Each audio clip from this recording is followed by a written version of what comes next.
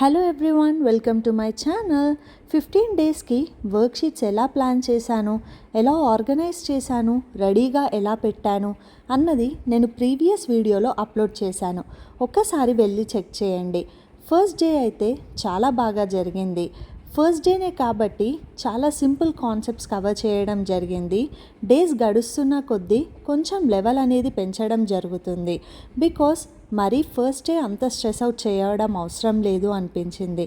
మీరు కూడా ఇలాంటి వర్క్షీట్ యాక్టివిటీస్ ఖచ్చితంగా ట్రై చేయండి.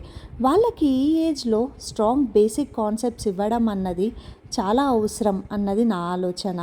1 to 10 నంబర్స్ స్ట్రాంగ్గా ఉంటే మిగతావన్నీ పర్ఫెక్ట్గా వస్తాయి అని అనిపిస్తుంది. ఇలాంటి వీడియోస్ నచ్చితే సబ్స్క్రైబ్ చేసుకోండి. చిన్న యాక్టివిటీయే కదా, ఏముంది అని అనుకోకండి.